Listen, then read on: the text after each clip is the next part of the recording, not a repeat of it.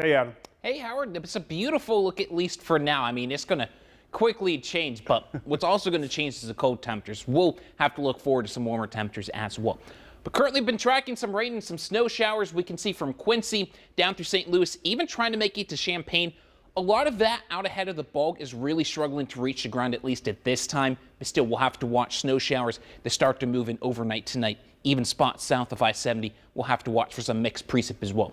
Because of that, there will be a winter weather advisory. This goes into effect at 2 a.m., runs until 9 a.m. as well. This means we could see a mix of sleet, some snow as well, try to mix in as well. Especially the morning commute, we'll have to deal with that. Now, the good news is by the time we get towards 8 a.m., we see most of the snow out of the area. Spots like Bloomington, Columbus, Bedford. We'll have to watch for a little bit of sleet to mix in with the snow. Even a few spots could see some brief pockets of freezing rain as well. But by the time we make it towards lunchtime, snow completely out of the area.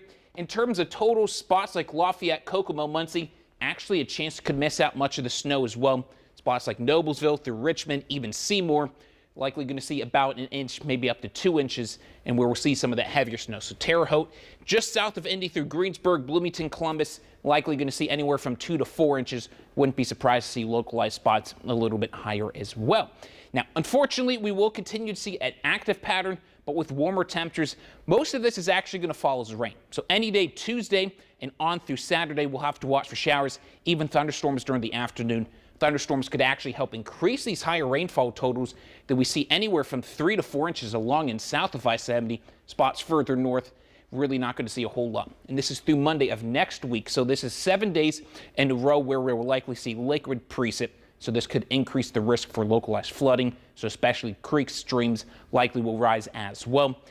Even moving forward, unfortunately, we just stay this way. We've got a large swath of the U.S., especially through the Tennessee Valley, through the Ohio Valley, into the Great Lakes, where we'll just continue to see above normal precip. So this means just continual rain chances, thunderstorm chances as well.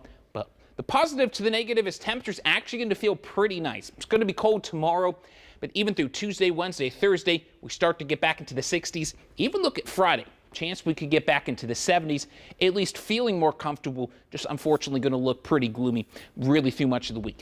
But even the warmer temperatures, again, same time period, 9th through the 15th, we're just going to continue with the above normal temperatures, so good chance we continue with the 60s, with the 50s, even a few days trying to push the 70s as well. But at least for now, 35 here in Indy. Now it's cool, 30 into Kokomo as well as Richmond.